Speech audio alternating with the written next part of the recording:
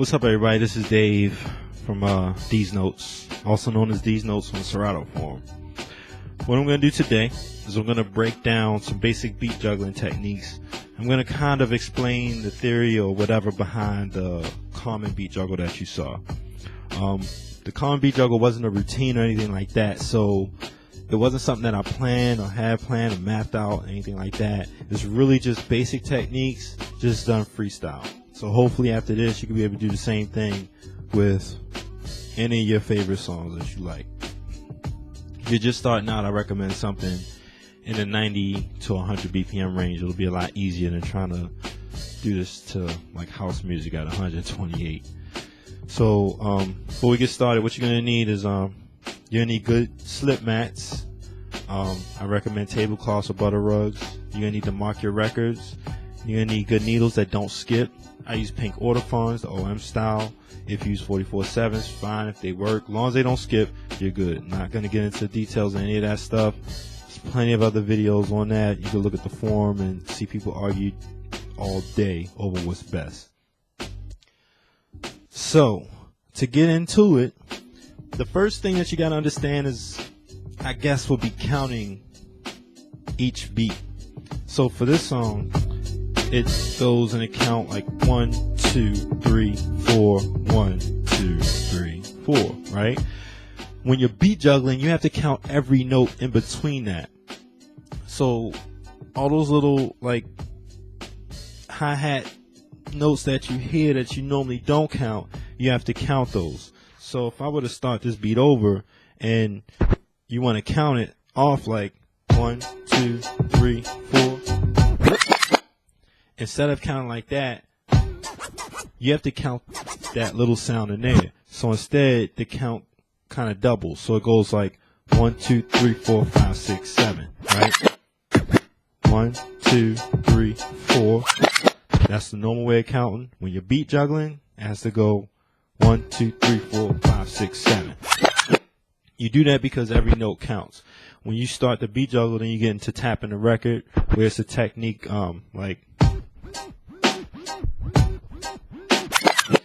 Rob Swift did this in a Shore video. He did a video with Shore, and I'm pretty sure it's on YouTube. You can find it, and he'll explain, marking the records, breaking it down, and tapping on both sides. And one side you spin it back, the other side you tapping. So if you haven't gotten that down yet, I suggest you go look for that video and practice what he's doing in there, right?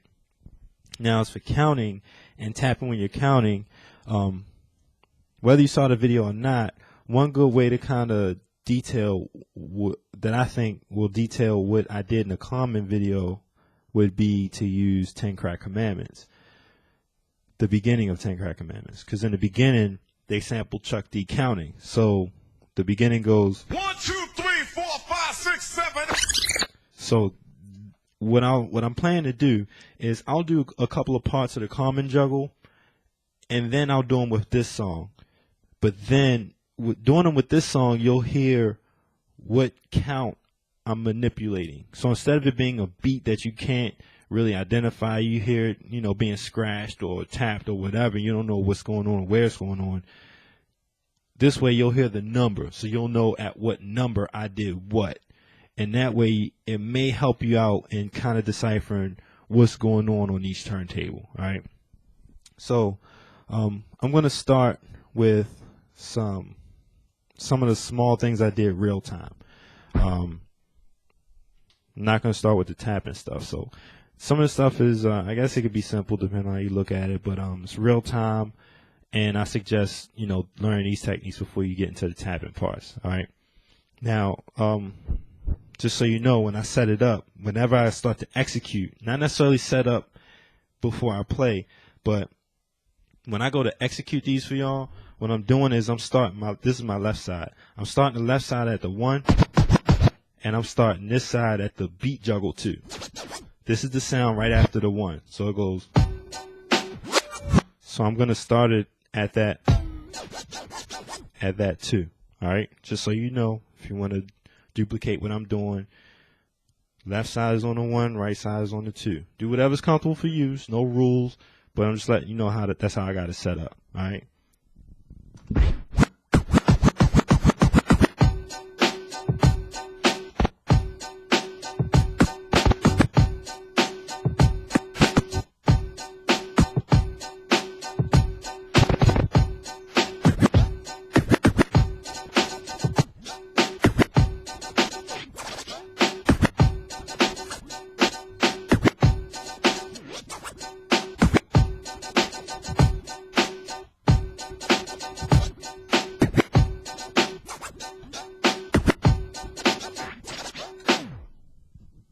All right, so I did a couple of different patterns, but for the most part, they're kind of similar because I just manipulated that too.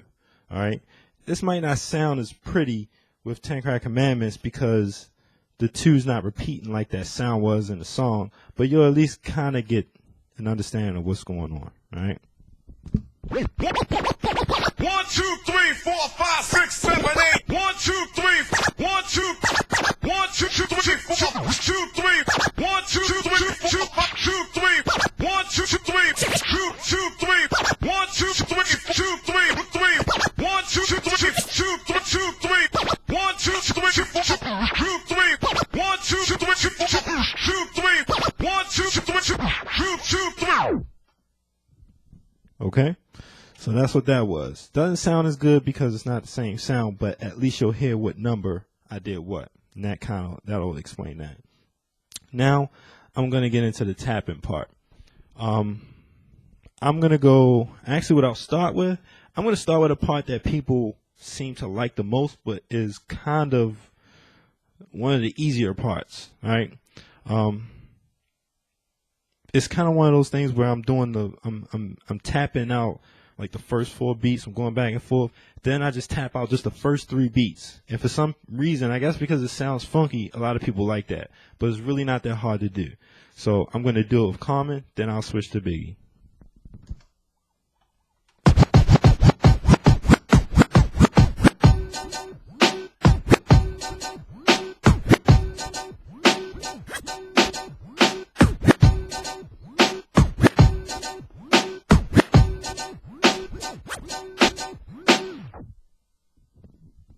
And now I'm going to do same thing with the Biggie song. It's just 3 sounds as you'll hear with the count. 1, 2, 3. 1, 2, 3. 1, 2, 3. 2, 3, 3. 1, 2, 3. 1, 2, 3. 1, 2, 3. 2, 3, 3. All right. Hopefully that's not too difficult. Now for probably the most difficult part, we're gonna start strobing or chasing as they call it. I think they call it chasing because what you're doing is you're really playing like 2 notes on one side, then you follow it starting with the note that you left off on one side, you're picking up on the other side, playing 2 notes here, and then 2 notes on the other side, and you just keep going. Even though I spin it back and I start from the top of the beat, which is probably the hardest part that a lot of people can't get, instead of doing that, like you can see later in the video, you could just keep going through the song and chase the entire song if you wanted to. If you listen to the count, it'll go like 1, 2, 2, 3. Yeah, 1, 2, 2, 3, 3, 4, 4, 5, 5, 6, 6, 7, and on like that, just on and on and on. You can bring it back from the top of the beat, and I think in some cases, if you're going to practice something, that's probably going to be one of the hardest parts that you got to practice, where when you get to the end of it, you got to spin it back on one side and start that pattern all over again.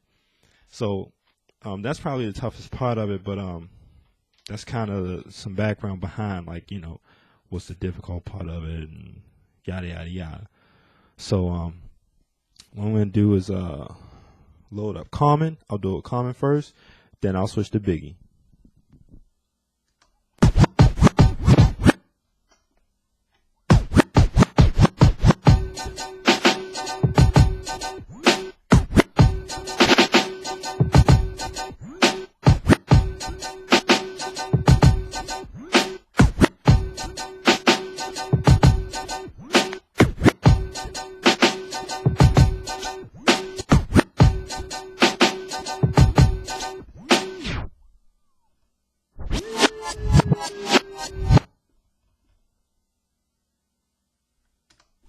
1, 2, 3, 4, 5, 6, 7. 1, 2, 3, 4, 5, 6, 7. 1, 2, 3, 4, 5, 6, 7. 1, 2, 3, 4, 5, 6, 7. 1, 2, 3, 4, 5, 6, 7.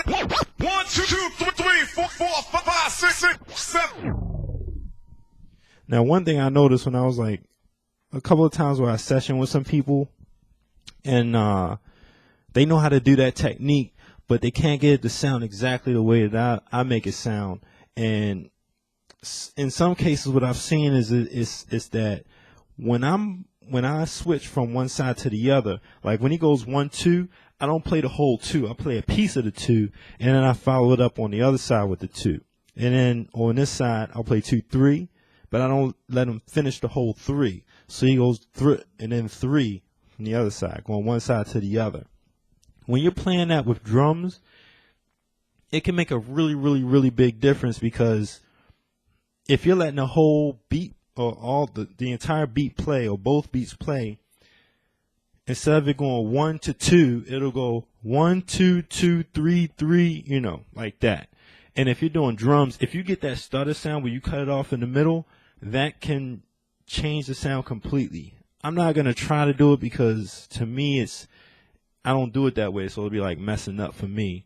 I'll give it a try just so you can. I'll do it with Carmen.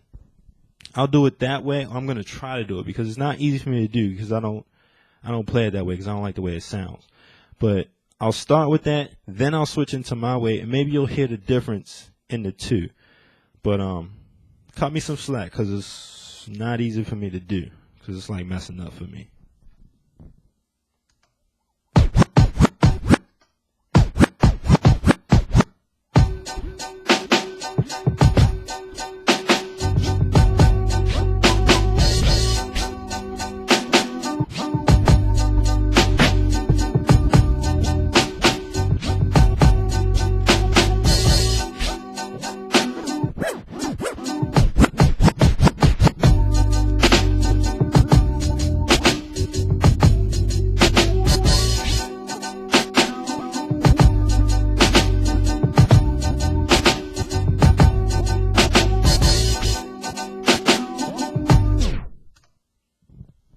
Hopefully you can hear the difference. So maybe if you've been trying to do this and it doesn't quite sound right, that might be the case.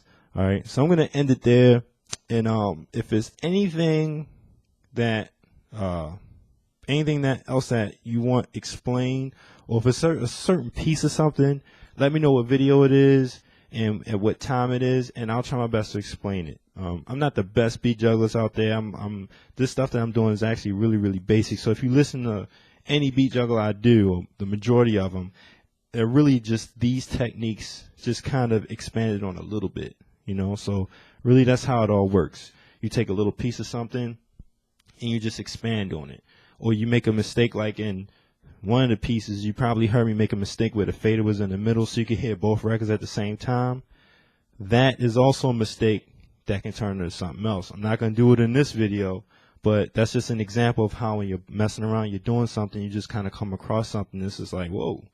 Just like how scratching was invented, at least the story that I know. You know, it was just something that just happened as a mistake. It sounds fresh, and you just roll with it. All right? So remember, if there's anything that you need me to explain that maybe I didn't cover in this video, I'll try to do it in another video for you. And if I need to take it a step further into something a little bit more advanced or whatever, I'll try. Don't expect too much from me because, like I said, I'm not the best beat jugglers out there, but I like to share, I like to learn, and I like to explain what it is that I know so everybody else can learn it and take it a step further. All right? So y'all take care. Let me know what you think. Peace.